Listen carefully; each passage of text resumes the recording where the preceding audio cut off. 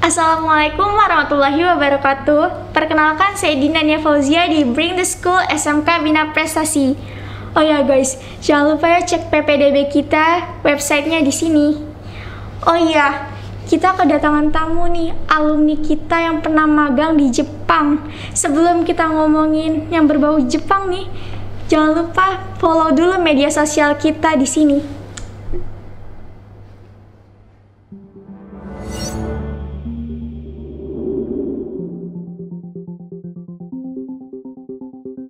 Ini dia Kak Andri Mugiono. Gimana nih Kak kabarnya? Alhamdulillah sehat saya sampai hari ini. Covid aman kan? Aman dong. Walasnya siapa? Ibu kelas ya? Ya, walasnya selama di SMK Bina Prestasi. Dulu kelas 1 itu Ibu Sri Martuti. Kelas 2 juga Ibu Sri dan kelas 3 itu Pak Ramdan ya. Oh iya, angkatan berapa nih Kakak nih? Oh iya, saya dulu itu tahun 2015 lulusannya. Saya dengar Kakak nih anak kesayangannya Bu Dian. Alhamdulillah waktu itu ya. Berarti jago matematika dong? Ya, insya Allah bisa. Saya dengar-dengar nih Kakak pernah ke Jepang. Ya memang dulu Awal seleksinya gimana nih? pas seleksi waktu itu di sekolah kita ya. Sekolah kita waktu 2015 itu di 100 orang. Dari itu 100 orang, 86 alumni kita dan sisanya itu alumni gitu, maksudnya kita kan waktu itu. Nah jadi pas seleksi itu kita ada namanya tes psikotes. Nah pas tes psikotes itu waktu itu ada tes matematika gitu kan, soal cerita sama tes kepribadian gitu loh. Tes yang paling sulit menurut Kakak tes apa nih? Waktu itu menurut saya matematika sih ya. Kok bisa nih? Karena dari 7 lembar itu, satu lembarnya itu 10 soal. Cuman waktu itu saya mengerjakan yang memang benar-benar saya bisa, jadi benar-benar saya kerjakan semuanya gitu. Itu dikasih waktu berapa? Waktu itu kalau nggak salah per lembarnya itu 10 menit kalau nggak salah deh. Per lembar 10 menit Iya. Dan ada 7 lembar? Iya benar. Di waktu itu, nah terus terakhir itu tes psikotes, tes kepribadian diri kita, itu soalnya paling banyak. Dan saya itu terakhir ngumpulnya paling terakhir itu kan ya. Jadi pas mau interview ini, ada 3 penguji waktu itu, 2 laki-laki 1 perempuan. Dan Kakak milih di siapa nih? Oh iya, waktu itu kan emang kita disuruh milih ya. Disuruh milih, saya waktu itu milihnya yang perempuan nih, waktu itu sensei gitu kan. Saya milih ya, ternyata kita interview kehidupan saya sehari-hari bagaimana, di sekolah bagaimana, itu saya ceritain waktu itu. Untuk ke Jepang, apa sih syarat-syaratnya gitu supaya bisa ke sana? Yang pertama sehat, itu wajib ya, sehat. Kedua itu ya kita asal niat mau belajar, kita tekun, insya Allah sekalipun nggak bisa dan nggak tahu apa-apa pasti kamu bakal bisa. Karena situ kamu udah niat, udah mau niat belajar gitu. Pastikan banyak nih saingannya. Gimana cara Kakak biar apa sih nggak insecure gitu sama diri sendiri? Oh iya, jadi waktu itu memang saya nggak tahu kenapa ya, udah yakin aja saya tuh bisa gitu waktu itu dari 100 orang. Jadi saya niat yakin, kalau waktu itu kayaknya yang lebih pintar dari saya itu mungkin banyak. Cuman saya di situ saya belajar, apa yang bisa saya kerjakan gitu kan, saya benar-benar saya tekunin. Alhamdulillah, sekalipun saya ngumpulin terakhir itu pas psikotes kan soalnya banyak tuh kepribadian gitu kan. Alhamdulillahnya saya setelah nunggu, waktu itu disuruh nunggu 2 minggu waktu itu. 2 minggu, alhamdulillah Pak Rahmat ngabarin saya, ternyata yang lolos itu 2 orang waktu itu. Sama siapa aja nih yang lolos? Kakak sama siapa? Jadi waktu itu saya dari anak TPB, yang kedua itu dari anak TKR. Cuman ya sayangnya gitu, yang dari anak TKR itu nggak bisa mengikuti bahasa Jepang, jadi nggak bisa melanjutkan kayak gitu. Kan sebelum ke Jepang pasti di Indonesia tuh dibimbing dulu lah ya. Iya benar. Itu dibimbingnya di mana nih? Waktu itu saya dibimbing di Depok ya kebetulan. Berapa lama? Di Indonesia di Depok itu 4 bulan saya, cuman dari 4 bulan itu dibagi 2, jadi 2 bulan gitu. Cuman sebelum ke sana memang waktu itu dari sekolah kita nganterin buat MCU, waktu itu sama Pak Alfian dianterin. Dan setelah nunggu MCU lolos baru deh kita pelatihan selama 2 bulan gitu. Selama 2 bulan nih apa sih rasanya gitu yang Kakak rasain? Ya di sana itu kita benar-benar kayak disiplin gitu, jadi HP benar-benar kita kumpulin dari pagi ini ya. Kita belajar, kita cara buang sampah juga kita dibenerin gitu kan, pada tempatnya. Terus ada namanya ojigi. Ojigi itu ya kayak salam pakai bahasa Jepang tapi dengan setengah nundukin badan gitu. Ketika setiap ketemu sensei kita, baik di jalan maupun di mana itu kan selama pelatihan kayak gitu. Jadi dibiasakan. Itu. Kan sebelum pergi ke Jepang, pasti di Indonesia nih kita kan ngolek-ngolek bahasa Jepang dulu nih. Iya, Menurut kakak bahasa Jepang susah gak sih? Pasti susah sih. Makanya saya ada inisiatif waktu itu nonton anime. Nah, nonton anime itu ya kita cuman pengen tahu nih dia tuh ngomong apa, kita dengerin gitu. Jadi biar terbiasa pendengaran kita gitu. Selama di Indonesia, apa sih yang kakak harapin gitu buat nanti di Jepang? Ya saya sih nggak muluk-muluk ya. Satu, saya pengen lolos gitu kan, bisa bekerja di sana, magang di sana, bisa jadi perwakilan dari sekolah, bisa banggain orang tua saya dan banggain diri saya sendiri gitu. Bahwa nggak harus pintar, yang penting kamu niat mau belajar gitu kan, insya Allah kamu juga bisa di situ. Yang penting kamu jaga kesehatan, ditekunin. Saya juga kan selama pelatihan ya segala sesuatunya itu kalau misalkan ngumpulin HP, ngambil HP itu memang harus wajib pakai bahasa Jepang itu. Dan saya di sana gitu setiap harinya gitu kan ya. Dari satu kelas itu 30 orang ya. Jadi setiap pagi itu dibagi-bagi, ada yang masak, ada yang beli belanja, ada yang taiso atau senam gitu loh. Jadi ada dibagi-bagi, ada yang bersih-bersih juga gitu. Jadi setiap harinya seperti itu dilakukan selama berhari-hari, secara berulang-ulang gitu. Setelah pelatihan di Depok tuh selesai, apakah langsung pergi ke Jepang atau kita harus nunggu dulu nih? Nah, jadi waktu itu memang selama 2 bulan selesai, saya ada namanya matching itu bisa orang Jepang langsung datang ke Indonesia, ada penerjemah kita interview, ada juga yang langsung dicocokin sama perusahaan tersebut. Nah, untuk kakak sendiri gimana nih? Waktu itu memang untuk perusahaan saya, orang Jepangnya langsung datang. Jadi ada penerjemah, ada orang Jepang, ada saya. Interview di situ langsung. Dan kakak langsung ke Jepang atau ada kendala dulu atau gimana nih? Oh iya, jadi waktu itu setelah 2 bulan selesai nih ya, waktu itu saya di PT Inoue namanya. Inoue. Jadi setelah 2 bulan selesai pulang, nunggu sekitar 1 bulanan lah, habis itu dipanggil lagi CSPK namanya, pelatihan kedua itu juga 2 bulan. Jadi itu pelatihan di mana selama 2 bulan? Nah, alhamdulillah saya dapatnya di Depok juga.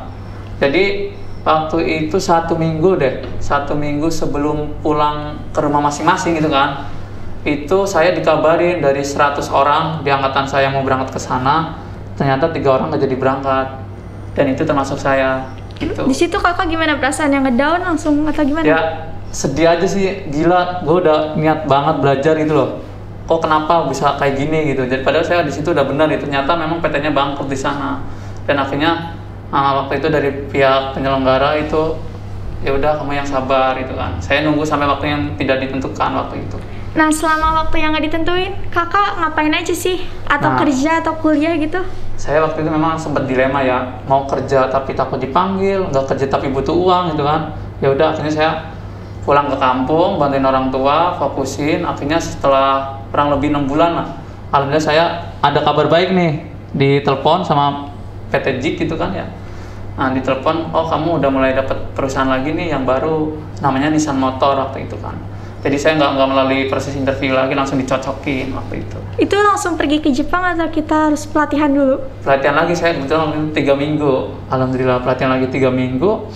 MCU juga kan, sempat di Bandung waktu itu. Alhamdulillah dan lolos itu MCU-nya. Dan setelah itu, setelah 4 bulan nih, saya nunggu sekitar 2 minggu, nyiapin apa yang perlu dipersiapkan, terus udah mulai kita diantarin ke bandara, terus kita berangkat nih ke Jepang gitu. Di Jepang pertama kali gimana nih rasanya? Untuk perjalanan, dan ini sih dari kita biasanya 8 jam ya dari Indonesia ya. Jadi pertama kali nginjakin kaki di Jepang tuh ya kaget aja gitu, kayak nggak nyangka-nyangka kok gue bisa seperti ini gitu loh. Perasaan baru kemarin di Indonesia, sekarang udah di Jepang nih, jadi nggak nyangka negara maju gue bisa di sini, jadi kayak ih gila, nggak nyangka aja sih gitu kan. Pertama kali kakak datang di Jepang lagi musim apa nih kalau boleh tahu? Waktu itu kalau nggak salah musim gugur, jadi musim gugur mau ke musim dingin waktu itu. Kan kita sebagai orang Indonesia tuh kaget ya, musimnya banyak banget nih. Gimana sih rasanya? Ya menyesuaikan sih jatuhnya gitu ya. Kenapa menyesuaikan? Jadi untuk musim dingin ya terutama ya, saya jelasin. Jadi waktu di Indonesia kan kalau kayak di puncak kan dingin tuh ya, cuman kan di kulit itu lembab gitu kan, enak, sejuk gitu. Kalau di Jepang gimana? Itu beda banget. Kenapa beda? Jadi kita wajib, ya bukan wajib sih, untuk saya pribadi ya, pakai namanya pelembab gitu loh. Baik di bibir, di tangan, di muka, itu saya pakai. Karena kalau nggak pakai itu bibir kita bisa berdarah. Karena dinginnya Jepang. Dinginnya Jepang itu kebetulan memang kering di kulit, perih kering gitu. Jadi memang mengharuskan seperti itu. Kalau nggak beda. Jadi kadang kan dari kita enak sih musim dingin. Padahal kalau dari sana itu memang dinginnya itu kering di kulit, jadi sakit. Jadi suka dukanya gimana nih selama di Jepang? Ya intinya pertama kali ya saya masuk ke Jepang itu ternyata masih ada pelatihan lagi 1 bulan waktu itu. Dan pelatihan lagi ada sebelum dong. Masuk ke PT-nya? Iya benar, cuman pas pelatihan itu kan ada 1 bulan waktu itu. Dan sebelum kita dikirim ke perusahaan masing-masing, kita itu ada namanya MCU sekali lagi. MCU-nya berarti banyak ya? Benar, 3 kali waktu itu. Nah, jadi MCU terakhir itu menentukan kita mau lanjut ke perusahaan atau balik lagi ke Indonesia nih. Kalau balik lagi ke Indonesia berarti gagal dong? Benar sekali, padahal kita udah berangkat ke sana ya. Sayang banget Nah berarti. itu makanya. Tapi sebelum itu saya pamitan sama orang tua, ibu, bapak, saya Andi mau berangkat, minta restunya semoga ini rezeki Andi bisa lolos gitu. Alhamdulillah setelah MCU tersebut saya dinyatakan lolos waktu itu. Berarti langsung kerja di PT? Benar, dijemput sama pihak perusahaan, kita diantarin ke perusahaan masing-masing waktu itu.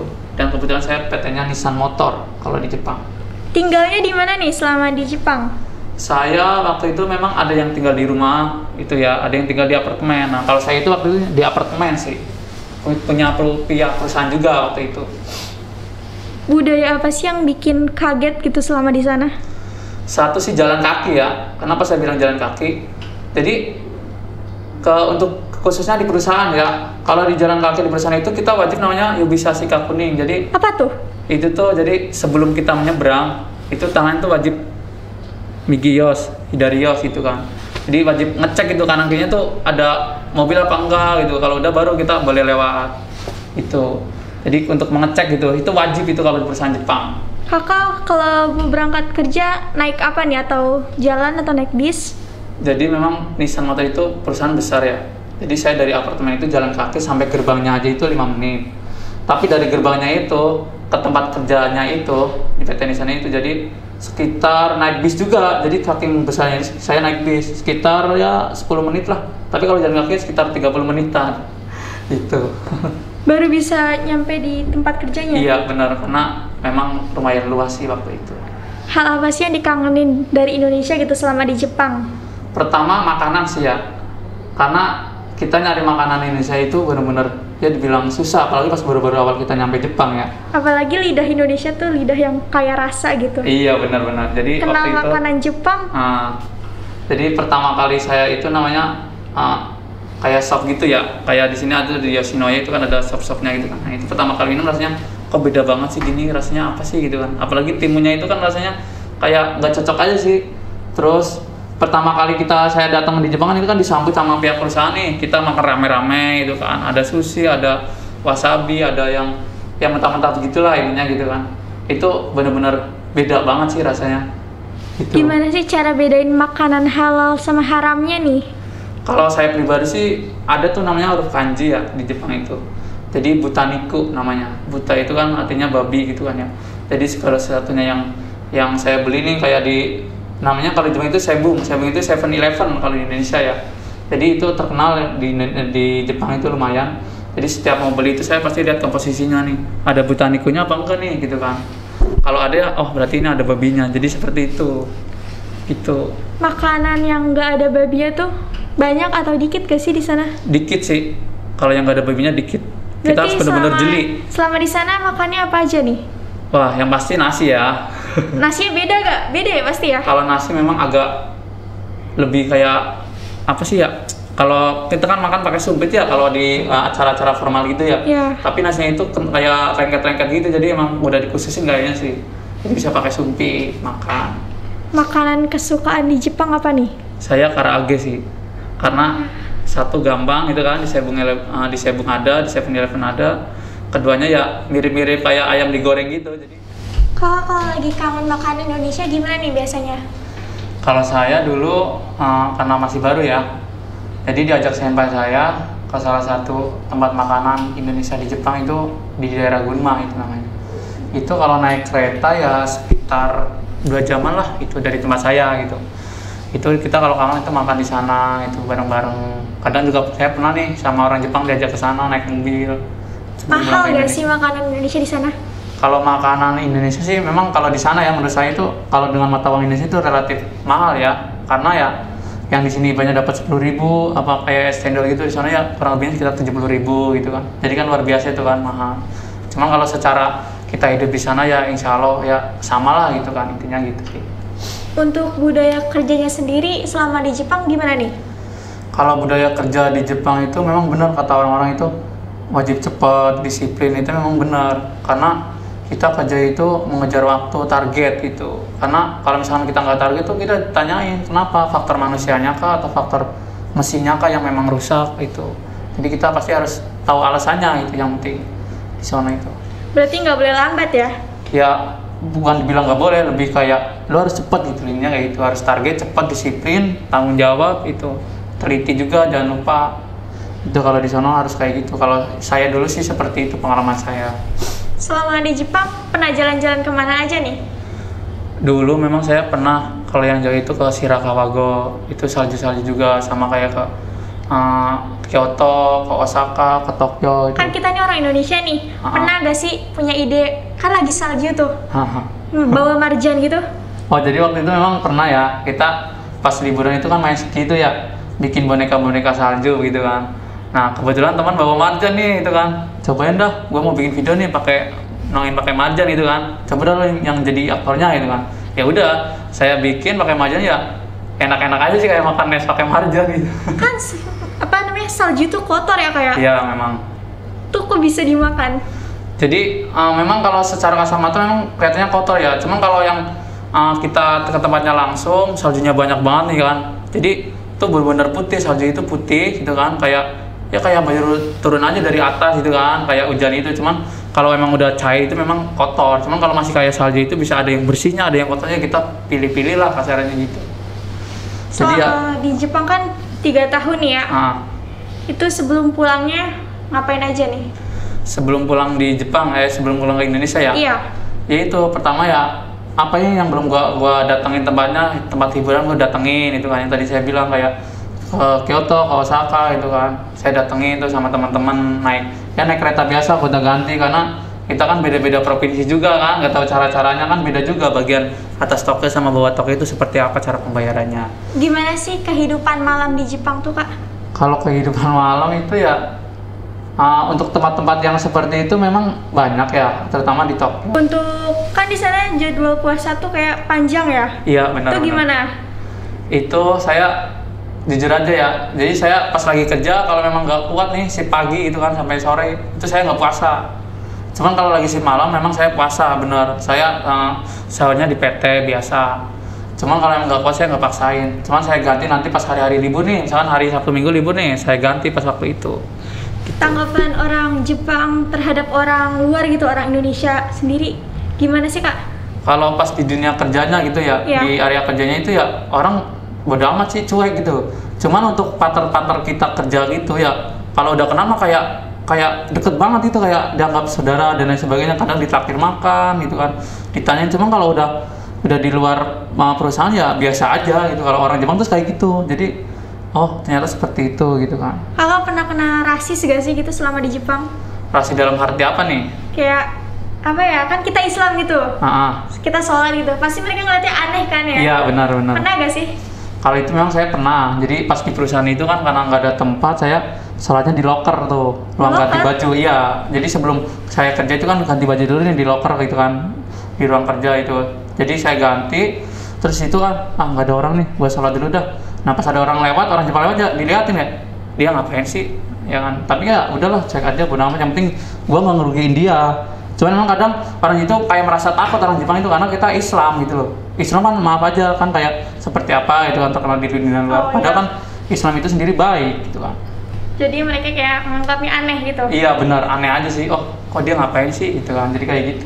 Selalu tuh seperti itu. Nih kan kakak pulang ke Indonesia tuh kerja dulu kan ya? Iya benar. Nah kenapa sih kepikiran buat buka bengkel, nggak kerja aja gitu ngelanjutin di PT? Jadi memang Saya pas pulang dari Jepang itu nggak merasa saya punya keahlian nih, saya nggak merasa seperti itu. Jadi kayak sama ratakan. Jadi gue udah kerja nih dari operator biasa, diangkat setelah 2 minggu, alhamdulillah karena kinerjanya baik. Pas setelah 2 bulan mau di pertukaran pekerja nih untuk ke Cina, ternyata corona.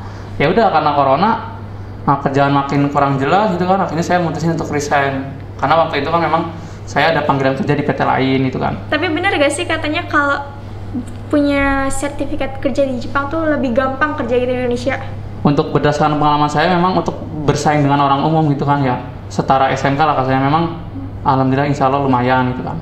Cuman jadi karena situ kita ada kelebihan tersendiri gitu kan. Cuman tetap untuk teman-teman yang misalkan kayak ex Jepang nih dari luar sana, nggak usah minder kalau saingan sama sarjana sekalipun. Karena pernah saya merasakan saingan sama sarjana, ternyata kita bisa loh bersaing gitu. Jadi nggak usah minder gitu kan. Jadi gimana nih ceritanya bisa buat bengkel? Nah, setelah saya kerjaan kurang jelas, saya mutusin untuk resign di salah satu perusahaan. Akhirnya saya karena ada panggilan, terusnya corona itu makin booming nih ya. Akhirnya saya ditunda sampai waktu yang tidak ditentukan. Nah, dari situ saya mulai nyari kerja kurang lebih sekitar 6 bulan 7 bulan ya. Aduh, susah banget ya nyari kerja ya banyak gitu kan. Akhirnya mulailah timbul pemikiran, kok gue hidup gini-gini aja gitu kan.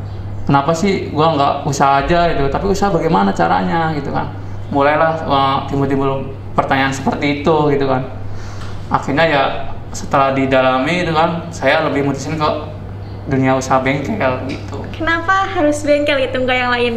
Ya karena menurut saya kan, orang kan kemana-mana pakai motor nih, ya kan nggak mungkin dong dia meskipun jalan kaki, sepeda mungkin jarang menurut saya gitu kan. Jadi udah kayak kebutuhan pokok nih. Jadi yaudah pasti suatu saat bakal ke bengkel. Makanya saya perkembangannya bagus nih otomotif di Indonesia. Nah akhirnya saya udahlah mutusin di dunia bengkel karena nggak ada matinya lah kasarannya gitu. Sekarang di dunia bengkel udah berapa tahun? Wah kalau saya memang jujur kan, saya setelah pulang dari Indonesia itu saya jaraknya 1 tahun. Jadi selama 1 tahun itu saya baru buka itu sekitar baru 1 bulan 3 mingguan saya baru buka. Itu cuman memang pernah bekerja di salah satu perusahaan di Indonesia. Itu. Berarti sekarang memutuskan untuk bekerja di bengkel ya? Iya, buka bengkel. Ya saya dalami sendiri, sekalipun ada penawaran manis di luar sana, saya harus yakin bahwa saya itu bisa di sini. Gitu. Yang penting saya tekun itu kan. Jadi asal yakin, jujur, disiplin, insya Allah bisa. Dan kayak pengalaman yang kita dapat dari Jepang itu ya kita pakai di Indonesia. Contohnya kayak ya tadi saya bilang kayak di Jepang kan kayak buang sampah nih ya, kita kan ada tempatnya masing-masing, nggak boleh tuh lempar gitu. Itu kalau bisa sih, kalau memang nggak ada tempat sampah ya kita sakuin gitu kan, atau kita taruh tas. Nanti pas ada tempat sampah di rumah baru kita buang. Itu contoh sepele. Ada rencana lagi buat ke Jepang nggak sih? Kalau rencana memang suatu saat ada. Setelah saya kan juga kuliah juga nih ya malam gitu kan. Jadi rencana lulus kuliah pengen ngambil visa engineering buat kesana lagi. Jika kuliahnya ngambil jurusan apa nih? Saya ngambil jurusan teknik mesin S1 di salah satu universitas di Indonesia. Itu. Jadi pas mau ke Jepang lagi mau kerja atau liburan? Ya sebenarnya ada rencana kalau selesai saya nikah itu pengen kesana lagi nemuin teman-teman saya juga yang asli orang sana. Oh berarti udah punya pacar dong? Ya alhamdulillah dong. udah mulai ke arah-arah yang lebih serius lagi. Untuk di Jepang itu biasanya untuk mandi ya, gitu kan. Untuk mandi gimana? Kalau mandi itu di sana itu namanya ofuro ya. Ofuro kalau di Indonesia mungkin onsen gitu kan ya, pemandian air panas. Jadi apalagi pas musim dingin nih. Jadi pas selesai kerja, berangkat pulang kerja nih ya. Nah saya capek nih, akhirnya kita mandi nih di ofuro tersebut. Tapi ya itu budayanya kan udah beda nih sama orang Indonesia gitu kan ya. Jadi kita pas mau masuk ke ofuro ini, tempat mandi itu, kita benar-benar nggak pakai baju sama sekali gitu, cuman bawa tempat peralatan mandi doang. Itu rame-rame? Rame-rame, satu ruangan. Jadi kayak, kok gini amat sih gitu kan ya. Tapi memang budayanya seperti itu. Di sana itu memang seperti itu, jadi nggak usah kaget. Udah budayanya ya? Udah budayanya. Jadi udah dari sananya seperti itu. Kita cuma tinggal menyesuaikan saja apakah bisa apa enggak gitu kan. Kalau di sana. Jadi selama di Jepang banyak hal-hal yang positif nih berarti ya dibawa buat ke Indonesia? Ada beberapa yang saya praktekin di Indonesia gitu kan. Salah satunya ya ketika kita berjanji sama seseorang ya gimana caranya kita bisa tepat waktu, satu. Disiplin ya pasti. Iya benar, itu penting itu kan. Terus kalau misalkan mau kita bekerja di satu perusahaan ya kalau bisa sebelum jam 8 nih kita masuk kerja, kita udah di perusahaan, kita udah standby. Biar on time ya. Benar. Kan kalau di perusahaan itu, kalau di Jepang itu ada namanya Gofung Mainisizing. Jadi 5 menit sebelum bekerja itu kita udah siap-siap duluan. Itu di sana. Masih ingat gak nih bahasa Jepang nih? Ya alhamdulillah sedikit-sedikit saya ingat lah. Coba boleh minta contohnya gak nih? Boleh. Paling perkenalan aja ya. Ya coba. Hajime Maste, watashi no namae wa Andori Mugiono desu. Andori to yonde kudasai. Toshi wa 23 desu. Sumi wa saka o suru koto desu. 4人兄弟の4番目です。どうぞよろしくお願いします。Ada gak nih pesan kakak untuk apaan warga sekolah nih atau anak-anak sekolah yang mau ke Jepang gitu, mau magang ke Jepang? Ya pesan saya sih apa ya, tolong gitu misalkan nanti nih untuk kalian yang baru-baru mau sekolah di sini nanti ikut program pemagangan ke Jepang, tolong jaga nama baik sekolah. Karena apa? Karena nama baik sekolah juga kan kalian nentuin, karena kalian sekolah di sini, proses seleksi dari sekolah ini, jadi harus benar-benar dijaga buat adik-adik kalian nanti selanjutnya. Itu pesan saya seperti itu. Tolong ketika nanti sudah lulus seleksi mau ke Jepang itu benar-benar dijaga nama baik sekolah. Jangan sampai buat salah yang rugiin nama baik sekolah ya. Iya benar, untuk diri sendiri maupun buat orang lain gitu kan. Terutama sekolah itu hati-hati, tolong dijaga punya nama baik sekolah.